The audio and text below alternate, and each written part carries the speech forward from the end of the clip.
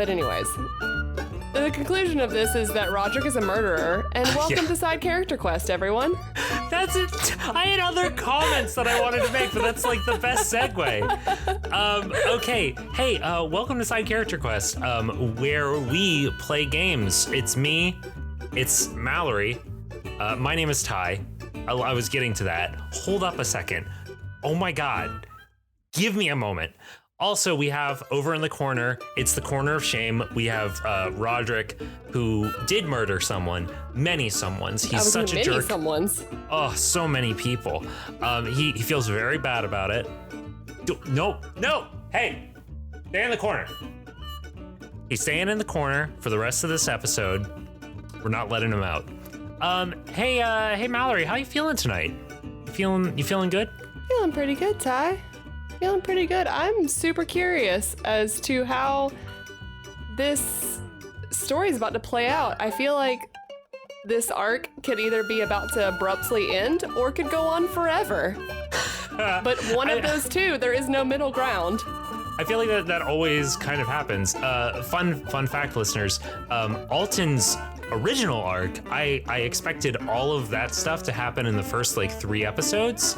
All of the stuff that happened in that whole arc, I expected it to happen in 3 episodes.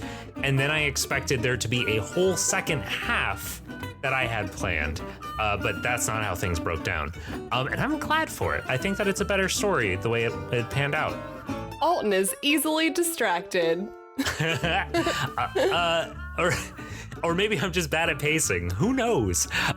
Anyway, speaking of pacing, Mallory, do you want to recap what happened in the last episode? And then if you have any questions or clarifications, feel free to ask them before we get into show proper. Cool, sounds good. Do the thing. Last time on Side Character Quest. Alton... Gosh, I feel like we've recorded all of this so recently that I can't remember when the exact break in episodes was, but I think it was just that Alton goes back to the mayor's house because he saw her doing some sketchy shit. Mm-hmm. He goes to Mayor Chambers' chambers. Yes, Mayor Chambers' chambers to see what's going on, and he opens it up and finds, probably not surprisingly, a skeleton. Yeah. And an animated skeleton. An animated skeleton, yes. And decides, instead of murdering it like other people who will remain nameless, other monsters might. Can't believe decides him. to try to figure out believe him. What the deal is. Mm-hmm. And busts the skeleton out of Mayor Chambers' chambers. Later finds out that the skeleton likes to be called Maureen and not the skeleton. That's fair. Yes. Gets work to hopefully have some more magical insight. He doesn't, but that was the hope. Not immediately. That's fair. Yeah. And the two of them, because we didn't get Danny, we would not have gotten Danny for this. Not yet. No. He's still asleep. Alton and Work kind of try to start finding out some information from Maureen, just basic stuff, because I feel like they wouldn't sit down and have a full chat in the woods with a skeleton at night in a city. Yeah. But yeah, and I feel like we learned, this is where I'm going to hope that Ty comes in a little bit more. Yes. We learned that... Oh. Some things that you learned is that Maureen was... What were specific things that you learned? Go ahead. No, I'm gonna let you finish, actually, just in case you say something that I didn't think that I had already learned. Okay, boy, the thing is, I have all the notes in front of me of things that you could have learned, and I'm very scared that I'm going to say something you did not learn. I'll say what I remember. Okay, go for it. I remember Maureen. Yes, name. And she was not always a skeleton. No. Does not want to be a skeleton. Mm-hmm. That there was some sort of ritual that was being done to hopefully make her and possibly others not a skeleton. Mm-hmm. But it was interrupted. Mm-hmm. She is looking for magical, religious artifact things. I don't know if we ever got exactly what specifically she was looking for. And, oh, beams. She's from, she told us where she was from, and Wark recognized it, or where she was trying to go, I think, they and Wark recognized it. She was from Bregaton. Okay. And Wark recognized the term Brega as the sort of like the dwarven word for like Mother Nature, like the natural world, that sort of stuff. It's kind of how, like, if we were to say like Earth, referring to all of the Earth, you know, or if we were to say Mother Nature or Gaia, that sort of stuff, they would use the word Brega to cover all of those things. It's like a spiritual word, but also just sort of a literal word. Cool. So actually not the most helpful answer. Yeah. Yeah. If I had thought about it, I probably would have pressed more. Well, I mean, you have opportunities to do that. That's fair. I think there was one last thing that you might have been missing, but it has left my mind. Well, Alton ran back inside to grab the pendant. Yes. It was a necklace, I believe. Yes, a necklace that he had stolen from the church that had I want to say a deer. It was a fawn, yes. Fawn on it, because he stole it thinking that it might be magical, and has just held on to it because he doesn't actually know how to use anything that he thinks might be magical. Yes. And Maureen seemed to respond favorably to this. Yes, because Maureen, to complete the ritual, needed some sort of religious arcane focus. And she responded to this artifact as if it were a religious arcane focus, which matches sort of where you had gotten it. Yes, Alton is always prepared. Always prepared.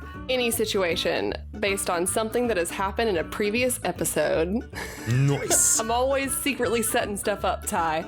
I knew this was gonna happen. I don't know how you remembered that amulet. It's still crazy to me. I completely forgot about it. I knew that was gonna come in clutch one day. Anyway, let's get into the actual episode, shall we?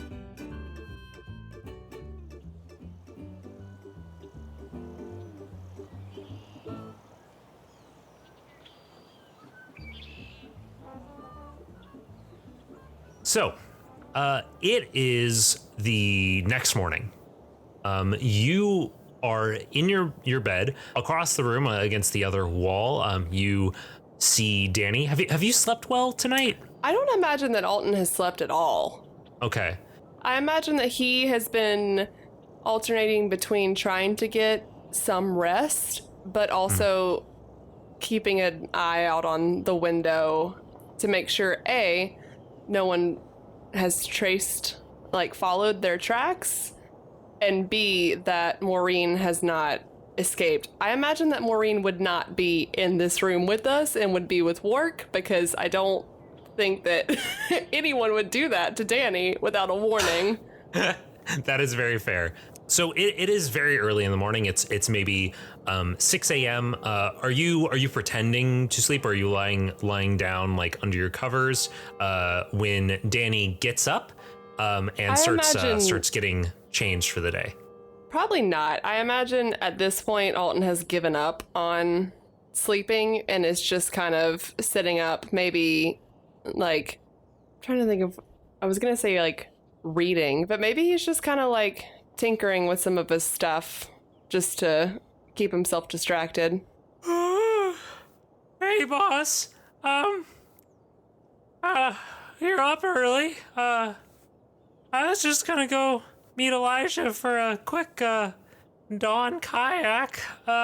You want to come out? I feel like sorry, I just had an idea of just saying yes and just completely steering this episode to you as Danny giving me a kayak tour guide of the area. Like, I want to learn about like the birds and stuff that I can see nearby, but sorry, I just had the idea that would be funny just to mess with you.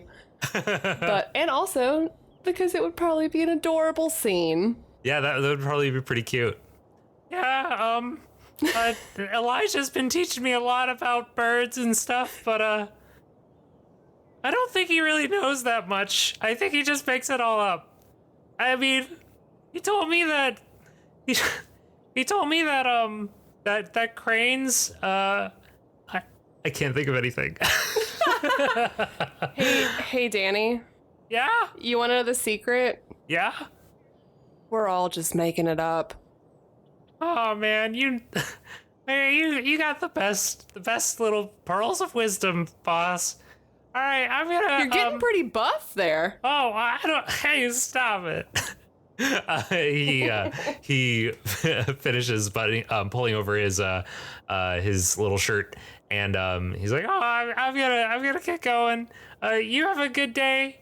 I'll be sure to be back by like 2 or 3 to meet up with Sim for my sort of work on some of the clockwork stuff he's been showing me." Sounds good. When you come back later, I expect to know a lot more about cranes.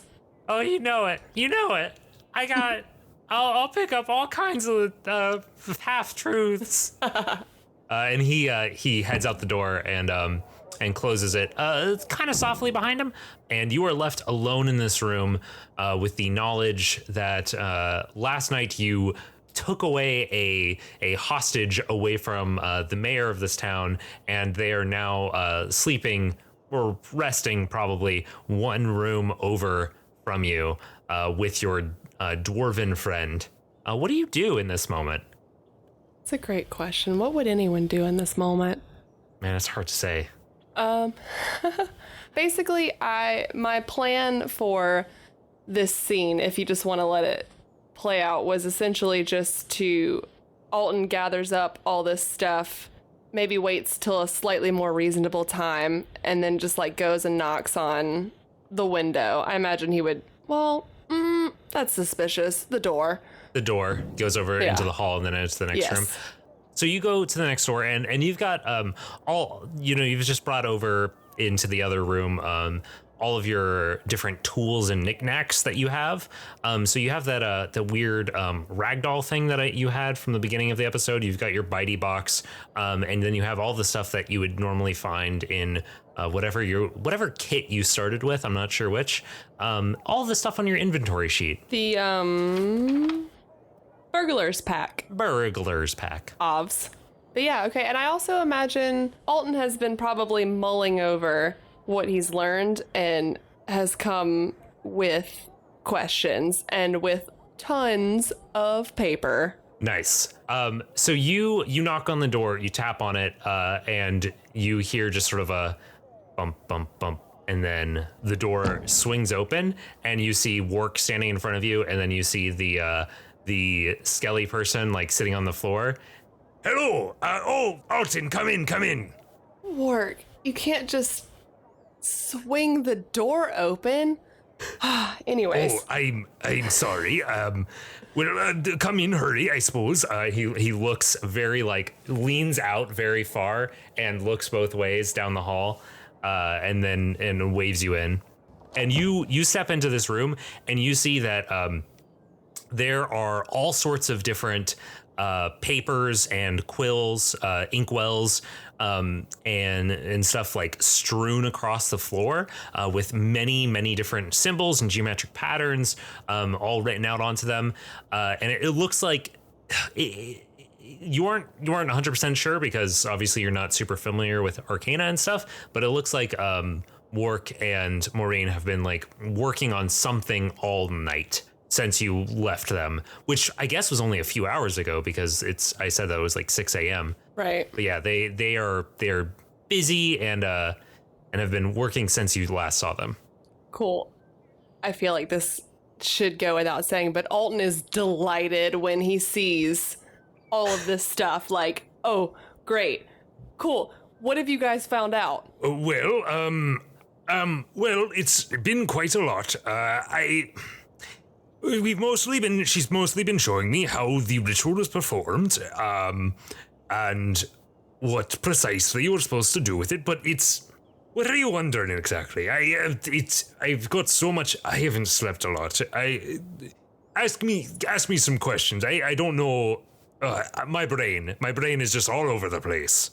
I'm in the same place. I've been, and Alton pulls out a bunch of paper, kind of sketching a map of pretty much the world as I know it.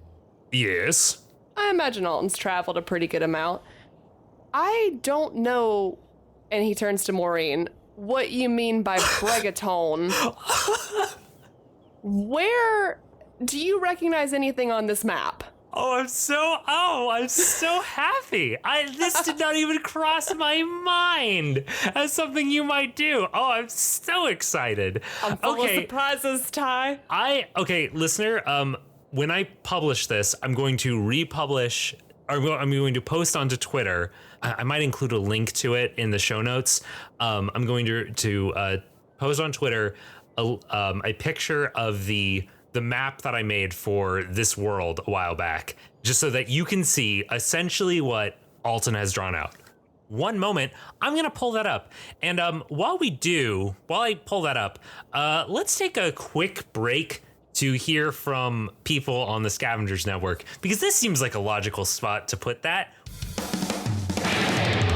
Hey everyone, and welcome to Promo and You'll Miss It, the Blink and You'll Miss It promo, where every promo is over before you know it. I am James, your host, and we're back to talk to you about what Season 1 of Blink and You'll Miss It was about. Well, we talked about all of the Blink discography from Cheshire Cat up through the deluxe edition of California, and we also talked about Boxcar Racer and Plus 44, all of which is available now on the Scavengers Network, so go find it and enjoy. Just for fairness, Mallory, don't remember that much of like what the map of the world looks like, because I feel like it's been a minute since you posted that on Twitter and I saw it. Yeah. But I feel like it's fair to say that Alton would have a pretty good grasp of this. Like, he's seen a map before and he travels. Totally. Alton travels a lot, and it's not like you don't have a 100% perfect view of the world. Of course, and what you have drawn is it leaves a lot of empty space, but it highlights a few just like landmarks and gives a pretty good idea of like how this place is structured. So I'm sending Mallory the picture of the map that Alton has drawn, more or less. So what Alton presents to Maureen is essentially a large circle with mountains at the top, and then at the bottom you have the Salton Sea. And then stretching across the middle and to the left, you have a river which ends in a lake next to that circle, that inner circle that was the like skeleton city. And right below that skeleton city is Cirque. There's a few other things that you sort of draw in there. I was gonna say, I imagine that Alton would know more about the area around Cirque. Yeah, so you probably don't put. Was this a map that you've made for other reasons, or is this a map you made specifically for this occasion? This is a map that I have made specifically because I could not sleep and was thinking of helpful things that Alton could bring to the table. And one of those would be like, he's traveled a lot. Yeah. And he could probably help narrow down an area. Yeah, totally. So you have other things written in there, like you have the swamps that are sort of northeast of the Salton Sea. You have the Brothers, which is a small mountain range that's to the northwest of Cirque. You have the mines that are over near the mouth of the river, which the mouth of the river is at the wall. And then you also have, the large pine forest to the south and the other large forests to the north of the river, between the river and Mount Rena, all those sorts of things. And you probably also included some various towns and stuff. But it's mostly landmarks, as opposed to, actually listing out city names and things like that. Right. Because that would be more helpful, I feel like, in helping Maureen to triangulate where we currently are and where she may have been before. Yeah, exactly. So so ask me again, what was the question that you asked her? It was only a few minutes ago. I feel like he came in and they were doing their thing, and he brought out the papers that he had and was just like, I have never heard of a place called Bregatone. Do you recognize anything on this map as being near where you're from or where you were trying to go? Gotcha. Okay, so you hand the map over to her, and it's kind of a weird feeling, like when you see this bony hand reach out from its robe and like grab the paper from you and just sort of rub against the like it's just weird. It's weird to see. Oh no, like Alton is not completely like, I feel like he's doing everything in his power to not be weird about it, but it's weird. Totally. So she looks at it for a minute, and she sort of rotates it a little bit in her hands, trying to like sort of get her bearings. But it doesn't take more than maybe like 30 seconds or so before you see her turn the paper around and show it to you, point at Cirque, just right where you're from. Which is the one place I don't want to go. Do you say that? No. Okay.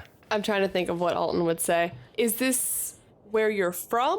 She kind of does one of those like shrug, weighing back and forth motions, like waggles her head a little bit and gestures to just sort of like to one of the like to somewhere else in the map.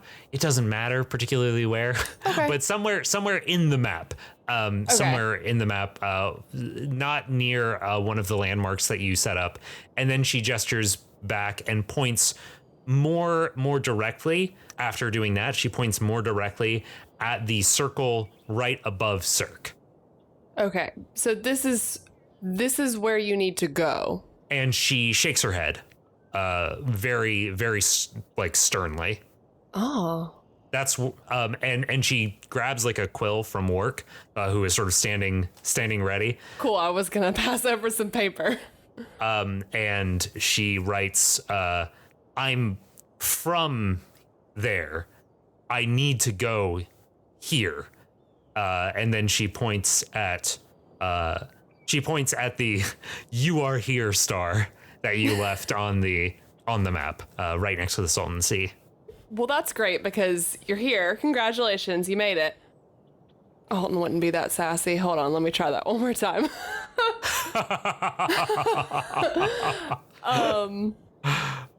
Wait, were you turned into a skeleton?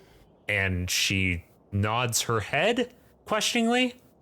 Did we not go over this last episode? I could have sworn that we did. No, I didn't. I don't know if, because I guess in my head and in Alton's head, yeah, or at least in, you know what, I can't speak for Alton right now. In Mallory's head, these skeletons were like brought back to life, not were humans that have been just like magically transformed into skeletons. I was thinking more along the lines of these were long buried people that have been resurrected. Is that way wrong? Can you say that? Did you say that out loud? What would I? No, I would not have said that out loud. Okay. I would say, I don't know what I would say out loud besides, were you turned into a skeleton? She gestures like towards her body and shrugs, I guess. What year is the last year you remember? I imagine there's some form of dates in this world. Oh God, this has never come up before, huh? Oh boy. Well, okay, you don't have to. I don't know. I feel like I'm putting you on the spot there. You don't have to say right now. Just what she gives a number that does not align with a calendar that makes sense to you. Alton looks at Wark. Wark looks back at Alton, and Wark shrugs a little bit and says, "I don't know what exactly that means, but I do know. She was saying that before you came in here, we've been looking at this spell, this ritual, and it appears that whatever it is the reason she has to stay here is because the ritual can only be performed in a few places, and this is one of the places. It's sort of hijacking. It's a weird combination of religious magic and druidic magic and wizardry and all sorts of different things, and it's complicated. I don't 100% understand it yet, but she seems very confident that it will help her. Okay. Alton turns back to Maureen. Are there more of you here? She shrugs again. How did you get here? She grabs the piece of paper. Like there's a moment where she's like trying to figure out how to sign this to you, but then she's like, oh, fuck it.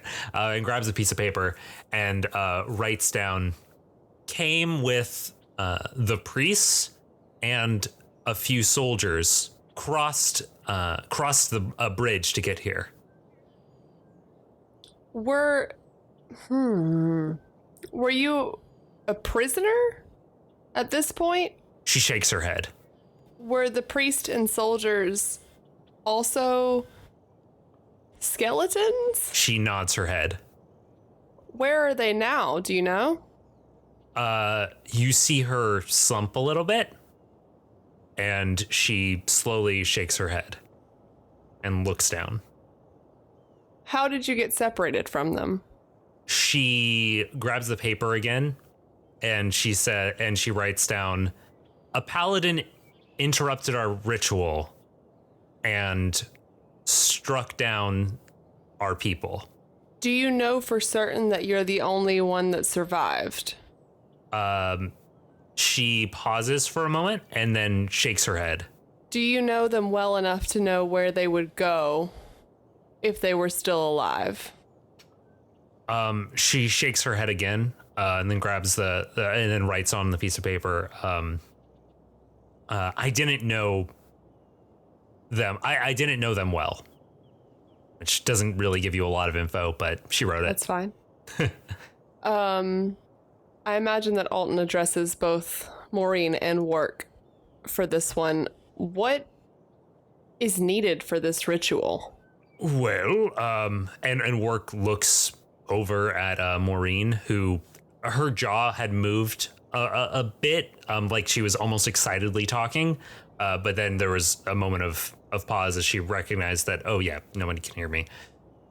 So Work looks over at her and, she nods her head, and then he looks back at you and says, well, we needed a religious arcane focus, which we have now, thanks to you.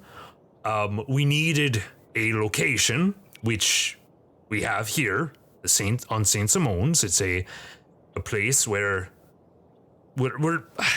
I don't quite understand it. She says that we're sort of hijacking some sort of druidic circle or something, and we also need to write various symbols, and it's the place, the thing, and the knowledge, I guess. Like, we don't really need anything else beyond that. Just those three things. So can we do it right here? he looks towards Maureen to sort of confirm this, and she just grabs the piece of paper and writes down, we need to be on the shore. Why? Alton's just curious. No, that's totally, like, yeah. He's a curious person. Curious about magic Like, stuff. Why? And she starts writing furiously, just writing out these different details, and Work just sort of like is reading over her shoulder and is like, okay, this is kind of complicated. I'm going to try to take it down a few arcane levels, but basically we're trying to pull in a lot of different forces, one of which is the force of nature, of this location, of druidic magic. And to do that, we need to have the presence of a very strong natural thing. And in this case, we would be pulling on the power of the sea, of the Salton Sea. And it's easier to do that when we are next to the sea, when we are where the sea meets the land. And so the shore is where we go. It's complicated, but that's the gist of it. I imagine Alton does not understand at all. Nice. But he turns to Maureen. Maureen, you have been speaking with Work all night. She nods her head. Assume that I am going to be no help at all. Between the three of us here, can we complete the ritual? She gives one quick, decisive nod. Okay. Great. Cool.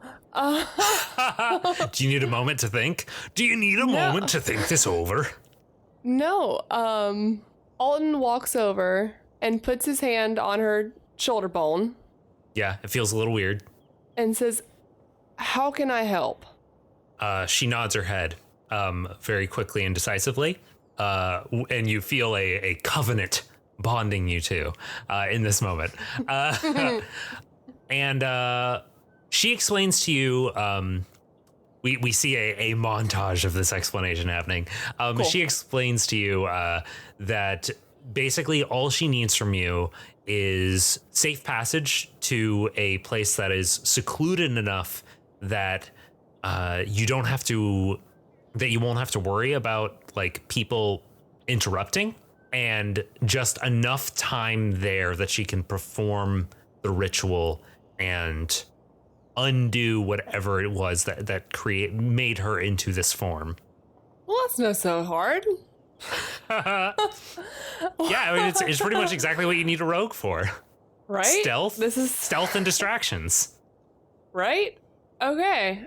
I'm gonna ask in this moment, what does Alton do? Like, what does Alton think when he hears like, okay, I need a distraction, I need to be able to get someone to this place? Like, what methods are you going to use, and where are you going to try to go exactly? Well, it's not even that he needs a distraction, because nobody except for Mayor Chambers and possibly in his head some of these like church boys. The Lumineers, yeah. Yes, Lumineers, that's the correct word, I'm sorry. Some of these Lumineers has any reason to suspect that this is a possibility. So, I mean, it's really just that they need to get to the shore in a way where no one sees this You know what? Hold on, real quick. Maureen, She nods. how long does this ritual take?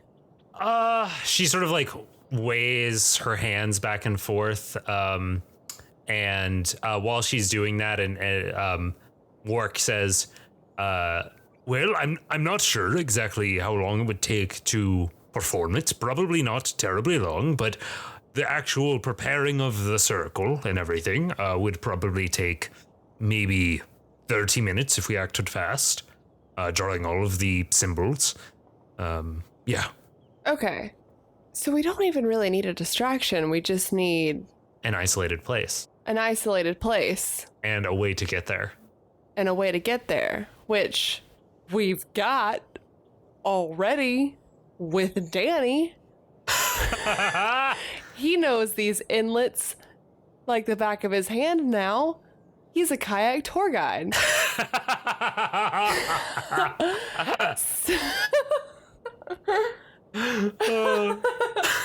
I mean, am I wrong? No, you're totally right. Because she doesn't need to be on this shore right here with all these people. She needs to be near the ocean. So Yeah. if Danny could get us somewhere like an island or an isle further away, like where no one could get to us, Yeah, totally. that would be ideal. Totally. Cool. So Alton says, I think I have an idea. You two, what has Wark been doing all this time? Has he been doing while anything? you've been talking? No, just in these weeks that we've been here. Boy, what has he been doing? I'm asking him because I want it to seem... I don't want us to seem suspicious anyway. So if he's been working somewhere, I want him to continue to do that. I think I don't think that I've said what he was doing in all of this time. So I think what I'm going to say is that he's been kind of listless. Like he has just been kind of like a man just sort of like wandering around because he hasn't had like a specific thing to do. And when you actually walked in and you saw him and you saw all these papers on the ground, it was kind of good because he has seemed in this conversation more true to form and having like more of his normal energy than you have seen in a while. Okay. He enjoys arcane research. That's kind of what I kind of assumed that he wouldn't really find like a thing that was great for him here. Yeah. Okay, so Alton says, I think I have an idea. Work, Maureen, you guys keep working on the more specific details of this ritual. Yeah. I need to go because I'm going to be late. I'm supposed to be at Sims and I don't want anything to draw attention to anything weird. And I'll be back. I think I have an idea for where we can go tonight. So in the meantime, you guys get this figured out as best you can. And I think I can get you to the shore. And with that, we're going to, I think that's a good spot to go to the next scene. Fade in or fade out. Do you want to start up at Salty Sims as the next scene? Sure. Essentially, I just want, and you can tell me what this would be. I want Alton to do whatever he would normally do. Okay. And if going to Sims, I feel like going to Sims and checking in and working for a little bit every day is probably a part of his daily routine. Yeah, so you have been doing a lot of your own sort of work around the city, but you do sort of check in with Salty Sim, usually a couple times, every once in a while, maybe not every day, but like it would be exceedingly normal for you to go check in with them at opening time just to sort of see how things are going. We fade in at Salty Sim's store. You are walk through the door, a little bell jingles, and you find Sim sitting in their chair, working on some stuff, and they look over towards you and see that it's you. Hello, Alton. How are you doing this morning? Pretty good, Sim. How are you? Well, I'm doing all right. Just life, I suppose. Yeah, I know you don't really like it here. No. I mean, it's yes. I'm not a huge fan. But you, my friend, you seem very tired. How are you doing? Did you sleep last night? That's kind of rude. I'm sorry. I just thought that you might be unwell. Sorry. I apologize. I woke up kind of late. I haven't had time to throw myself together, but that's fine. I guess I look tired today. I did not mean anything. I truly apologize. I came in here planning on being like, hey, do you want me to try to find you a new place to be? But maybe no, if I look tired. I swear to God, you look like the picture of health. You are beautiful. You are succulent. I don't know. This is weird. I don't know how to reel back away from this. I'm teasing you, Sim. Oh, thank God. Okay. But is really, there anything though, I can help you with today? oh, just dear God. If you could help me out with this look, my hands are just a little. If you could just help me out with this, and they direct you towards some project they're working on, and you guys work on that together for a little while, and just sort of work in silence mostly, but occasionally trading banter back and forth as you pick away at this thing for an hour or so. And eventually the day brightens outside as it becomes closer and closer to noon. And you start seeing various folks walking by the storefront. Occasionally you'll see like a Lumineer walk by. A tourist or two hops in and pokes around at the various trinkets and knickknacks that Sim has arranged through the store. But around 11 o'clock, you hear the door chime, and you hear Salty Sim do his familiar, Welcome to Salty Sims, novelties and locksmithing. Hello, Mayor Chambers. How are you doing this morning? What was her name again? It was Winifred, right? Winifred, yes, or Winnie Chambers. Cool. Sorry, And, do your thing again. Welcome to Salty Sims, locksmithing and novelties. How are you? Oh, hello, Mayor Chambers. How are you doing this morning? Winnie? And you see Winifred Chambers, a human woman stepping through the front door. She looks a little bit less put together than usual. She has an air of not quite as calm and collected as she usually does, but still not super out of the ordinary. You know, if you didn't know her well, you probably wouldn't have noticed. Well, hello there, Salty Sim and Guildmaster Alton. How are you doing this morning? Is she addressing Salty Sim or is she addressing Alton with that last question? She's addressing both of you.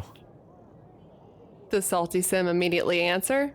Well, I mean, there's enough time that you can say something. Basically, I didn't want to interrupt. Oh, you're not going to interrupt. If you want to talk, I'm going to let you talk.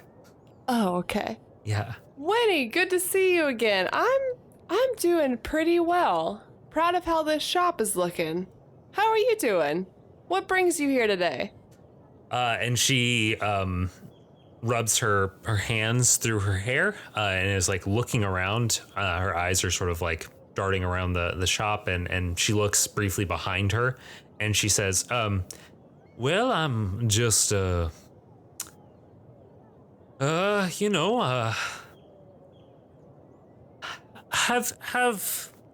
either of you seen anything unusual today? Well, my apprentice was up before dawn. That's pretty unusual. Yes.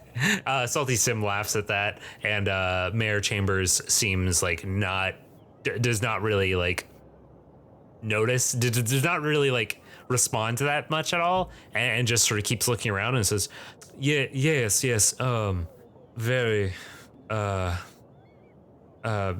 was his name? Michael, I believe. Daniel. Daniel, precisely. He's a good kid. Yeah, I would like you to roll me a deception check. Just in fair. general. And she's going to roll an insight against that, just to sort of see if she suspects you for anything. Oh, my deception is so good, Ty. Which is good because that wasn't the best roll. She rolled a 10. Okay, you know what? I don't even need to. I roll a 13 without adding anything, and I add 9. So Jesus Christ. Okay, yeah. She doesn't really suspect anything at this point. why would she? I'm perfectly charming. Yeah, as far as you can tell, she does not suspect anything untoward in this moment. But Alton sees that she's clearly out of sorts, right? This is not Yes, like she is clearly out of sorts in this moment. okay. To a friend, clearly out of sorts. Okay, great. Maybe to a stranger, it wouldn't be enough that they would like comment on it. But to a friend, clearly out of sorts. Okay. I feel like it's enough that Alton would say, is everything okay, Winnie?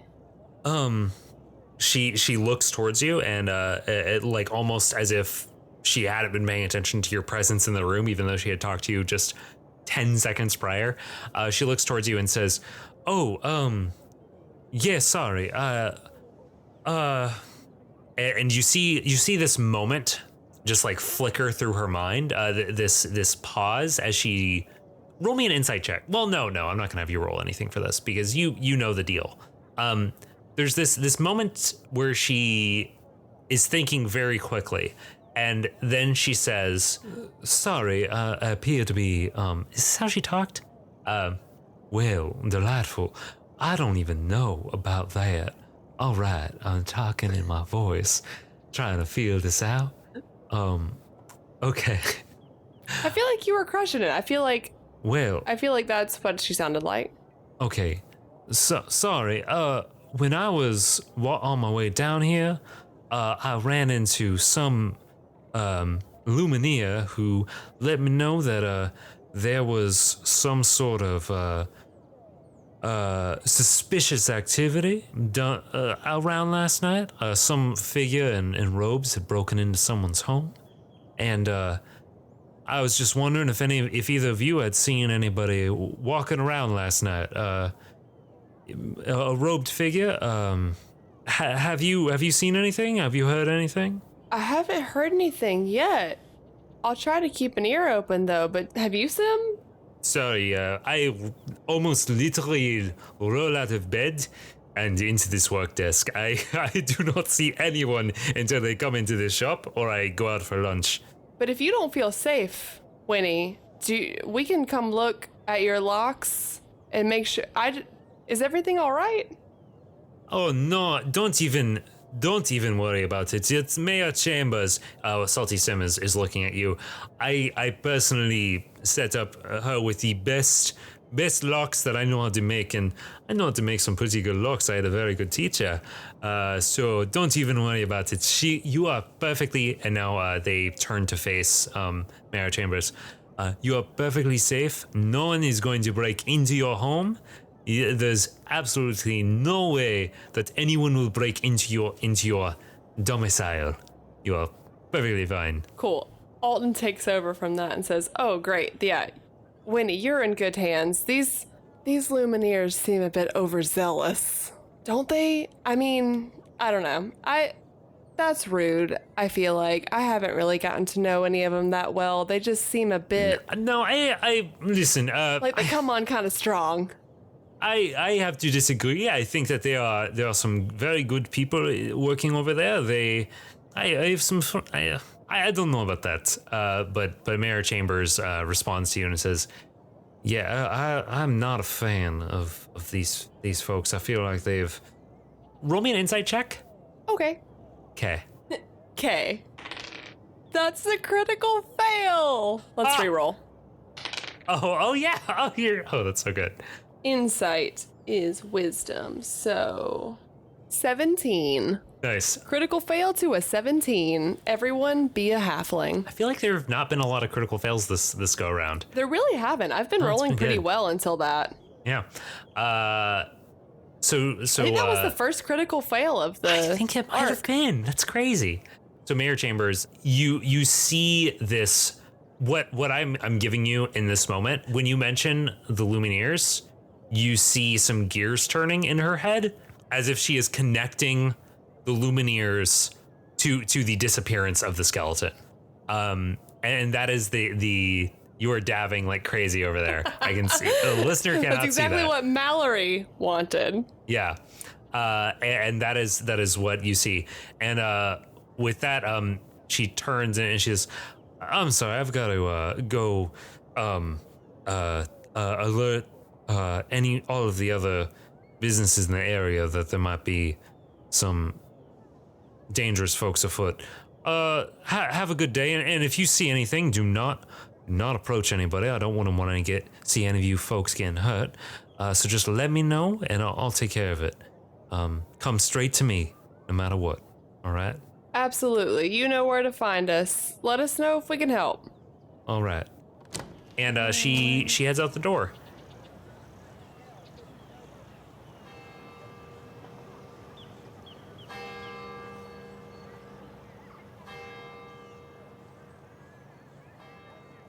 What are you waiting for to happen, or what are you going to do next if nothing happens? Alton is not waiting for anything in particular. I imagine he is just trying to live his most normal day. Okay. Like whatever he has been doing since getting here, he is going to do all of those things. Anything to not raise suspicion. Gotcha. I feel like you mentioned earlier when Danny was leaving that Danny has been coming here in the afternoons? Yes, he's been coming here about 2. So, a few hours after things wrap up with Mayor Chambers, you hear you've been sort of like hanging out with Salty Sim. You went and picked up some food. What'd you get? Did you get some sandwiches? Some sandwiches? No, we're on the beach. I don't know what beach food is. I'm gonna get some kind of seafood at least. Oh, that makes see. This is my vegetarian lifestyle. That's making me not making it not cross my mind. I also have never liked seafood, so. Hey, guess what? I don't like seafood either, but that doesn't mean that Alton doesn't like seafood. You're deep in that role play. And I imagine he would at least at this point know what Salty Sim likes. Oh yeah. I'm gonna stop. I'm going to continue to refer to them as Sim. Yeah. Yeah. Salty Sim is a big fan of Fish tacos? yes, fish tacos. Alton's gonna go pick up some fish tacos. Yeah, you get some fish tacos, bring them back over. So you guys eat those around like 1 or 2, and right as you're like finishing up that kind of late lunch, you hear a dingle dangle.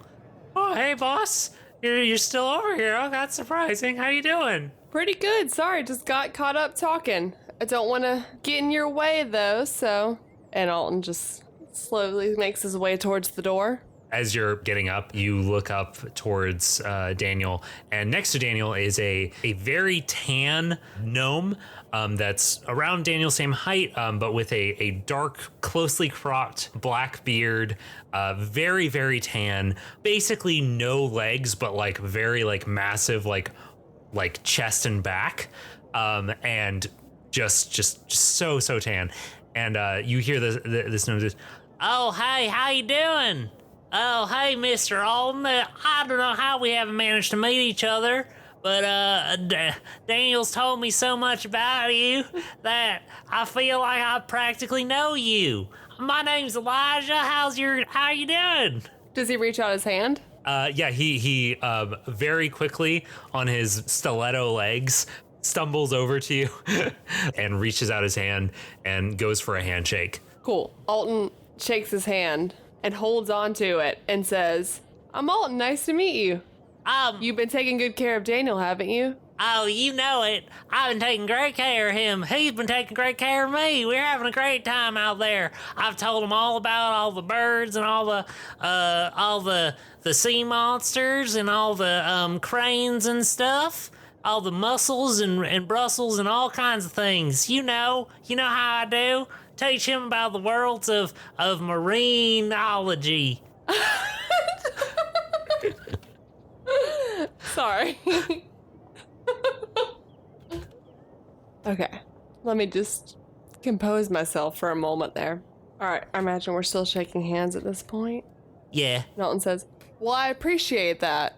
I feel like Danny needs to get a wide view of all his options in this world before he decides that he's gonna be a locksmith," and I look pointedly at Daniel. Don't you worry. I feel like I've expanded his mind a little bit, but he leans in conspiratorial to you, like right next to your ear, and goes, "But don't you worry. I know that in his heart of hearts there is a lock that only locksmithing can unpick." I don't know if that was a good metaphor, but I'm not paid to do metaphors. I'm paid to give people tours around the island. You know how it is. I know what I know, and that's all I know. I don't know what you want me to do at this time. But Alton slaps Elijah on the back and says, "Sounds great.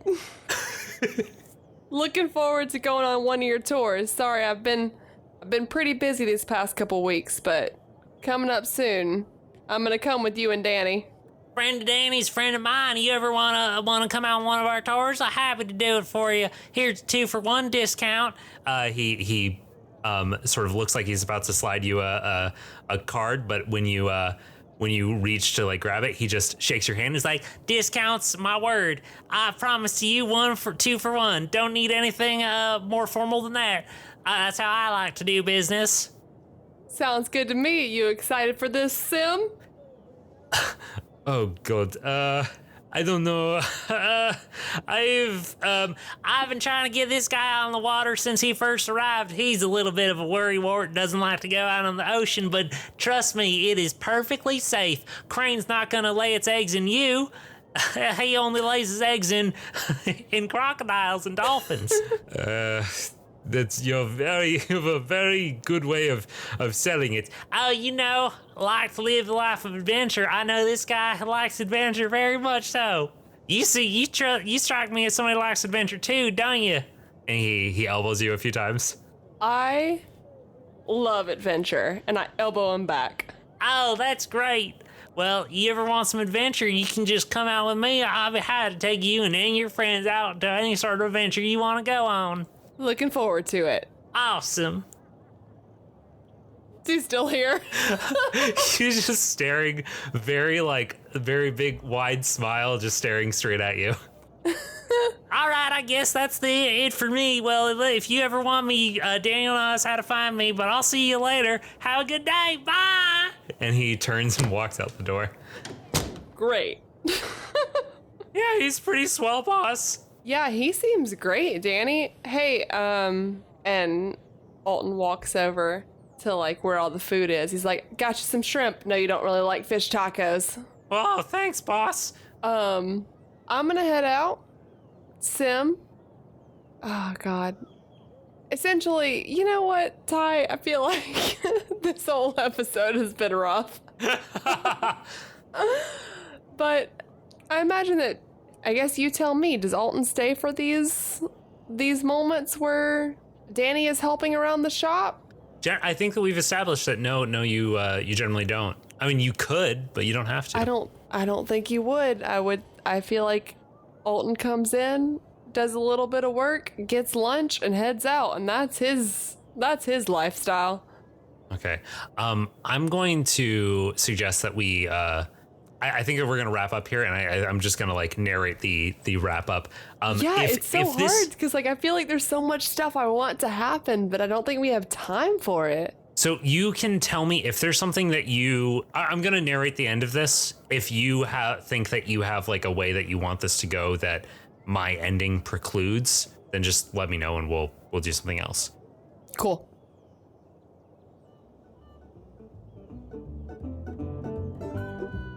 As Sim, Danny, and Alton sit in Sim's shop and enjoy their lunch, we zoom out and see Taurus and Lumineers wandering the streets, one for relaxation and vacation, and the other ever vigilant.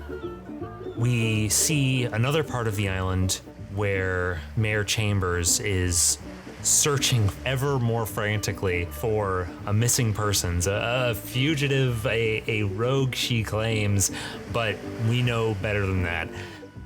And in a small room in the Salton CB company, we see a door open, and we see a dwarven man missing one finger open the door and carry in a platter of fish and chips and a couple of small glasses of mead that he sets down in the center of the room to share with a new friend who, as far as he can tell, can't even eat. But hey, that's just kind of the kind of guy that Work is. And I think that's where we're gonna end today. Okay. I think that's a good place to end it. Yeah, no, I'm feeling good. All right. I mean, I want to keep playing forever, but it is getting pretty late, so. I have so much that I want to do right now. I know, I feel like we didn't get to anything in this episode. I know. Like, was this episode even good, Ty? I think that people will like it, but it's so crazy to me because like there's so much that I want to like see happen. I feel like I do this to you all the time. Like we didn't get to any of the things that you wanted to do. Should we just wash this whole episode? No. And try again? I think this be good. How about we pitter patter on out of here? Sounds good. Pitter patter. Pitter patter, pitter patter, pitter patter, pitter patter. All right, cool. Thanks to the Joy Drops for the use of Not Drunk as our intro and outro music. Find them at thejordrops.com. You can find us at sidecharacterquest.com, at SCQ Podcast on Twitter, or by email at sidecharacterquest@gmail.com. The Scavengers Network. Creator-driven, community-focused, treasured content.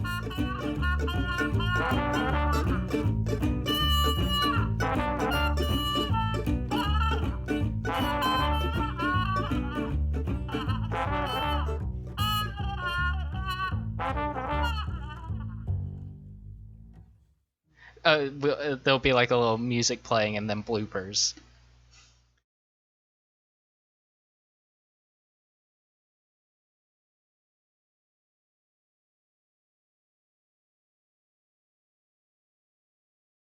Well, I messaged to the group the same question that I messaged to you and Eli, like what would be the dream team? And Elion, who's also on that group, they also said Lore, Alton, and Deirdre. Nice. Same as Eli had suggested, which I dig. It would be a fun group. I don't know how much we would be able to accomplish, but it would be a fun group. I know. I'm just like, I feel like Deirdre would be just like very accommodating, but I feel like Alton is a person who would, okay, you need to like stand up for yourself for a second. You need to like, come on. Yes, Alton would adopt Deirdre very quickly. Very quickly. Eli and I had a discussion. It's like, is that Silas? I think it's the bargainer. I think Silas is gone. I think it's all the bargainer now. But anyways. I'm very intrigued by that take.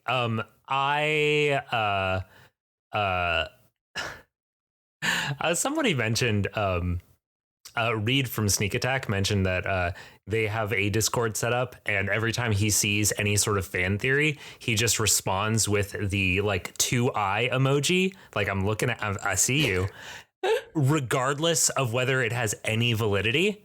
And like I love that, because like that's how I feel every time anybody like comments on like a, you know, with a theory on anything.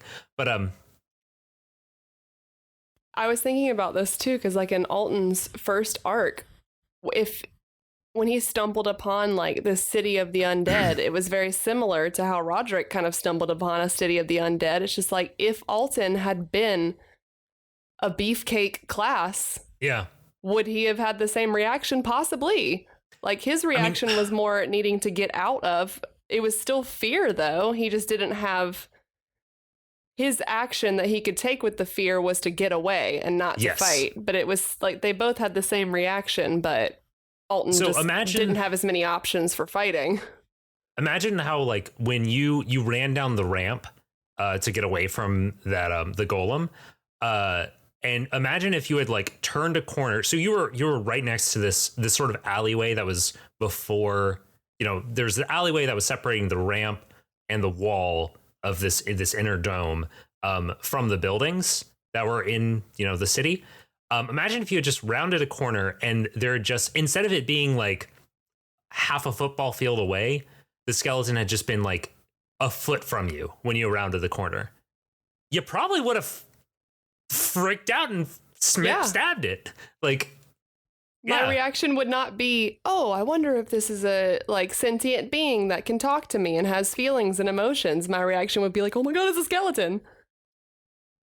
So. And I imagine that would have bled over into your interactions with Maureen when you found her in the shed. Because it's like, it's once you have committed to the idea that this being is evil and that I have destroyed one of them, it's hard to allow yourself the idea that like there might be some humanity to it, because that makes you a murderer. Yes. And that's it would be a rough spot for Alton to find himself. Yes. I don't know. You tell me, Ty. You're God. God is burping. Thank you. In case he edits it out. Let me try that one more time. Just sure. Get rid of all this. Okay. Put it in the bloopers if you must. I'm definitely going to include that. Yes. Let that be the new. This is going to be cut into the bloopers. Put it in the bloopers if you must. Is the new. This is going to be cut and put in the bloopers. If it's relevant, here's a message from one of the other Scavengers Network people. Ty, put it in here. You're welcome. If it's not relevant, I just sound like a crazy person. One moment, I need to practice something in my head. I'm gonna mute you, but I'm gonna keep it on the recording. Oh no, I hate that. Well, hey, man. Listeners, I can just see that Ty is saying things, Elijah, but I can't hear what he's saying, and I hate that.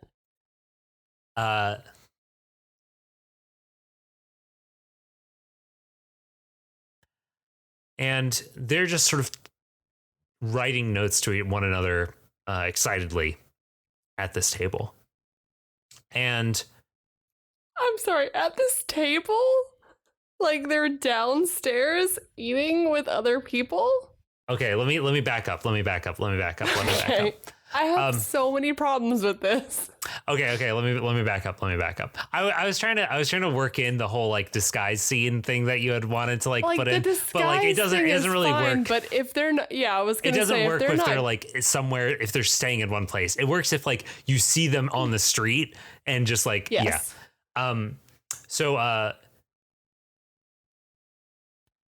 hey listeners, I feel like this happened in the last Alton arc too, but I've broken Ty. I don't know where he's gone, but I've broken him. So, I'm sorry.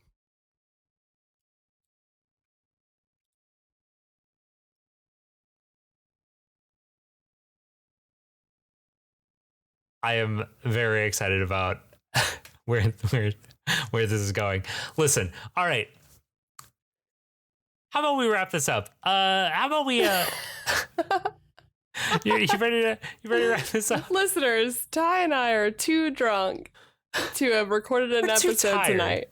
At the very least. Fair. At the very least. We have not actually had a lot to drink. Hey, be responsible. Truthfully. Be responsible, folks. Sleep is the thing. Please. Yes. We're gonna go ahead and wrap this up. I don't know. How do you feel about the whole pitter patter on out of here show wrap up thing? I've been on the fence for it for a while. I feel like it's chomping at the Letterkenny bleep that out bits to say pitter patter. Wait, what? But what's that? Letterkenny? I am aware Letterkenny is a TV show. Okay. And they say pitter patter, let's get at her a lot. Really? Is that where Eli got it? Probably. I don't know for sure. Eli has a life that is unknown to me. When did Letterkenny come out? A while ago, but I feel like Eli's only recently started watching it. Okay. So maybe I feel like now I've got to what the main influence was. I don't hate the let's pitter patter on out of here, but that's only because I don't want to have to come up with anything else. Exactly. I do know what you mean. I feel like the theme of Alton episodes, Alton story arcs, is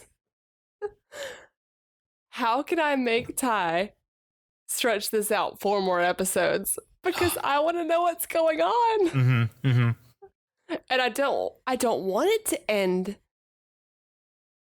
All I said to you was that I wanted to act natural. Yeah. You were the one that made the whole scenes.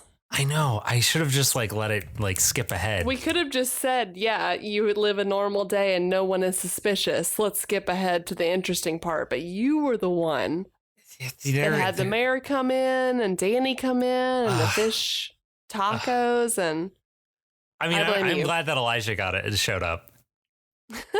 I'm sure he will be excited and then immedately angry.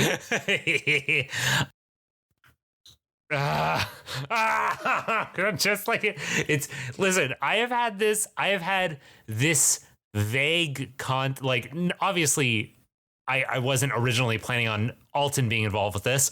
I intended this to be a thing that Amar was going to deal with, but clearly that did not happen.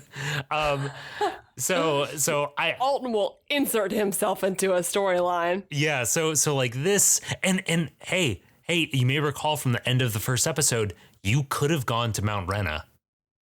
Yeah. That would have. And how boring would that have been? Oh, you say that. I have so many other ideas for Mount Rena too. I think this was the better way for things to go. Honestly. But I had other ideas for Mount Rena as well. Oh gosh. Do you want to just start the whole arc over? Let's do a choose your own adventure, and listeners can choose if they want Alton to go to the Salton Seas or if they want Alton to go to Mount Rena. Oh And my they can listen to which episode arc they want to listen to. Mallory, can you imagine a actual play podcast or audiobook or whatever that is actually a choose your own adventure TM, where like every major decision, they play out both implications of it.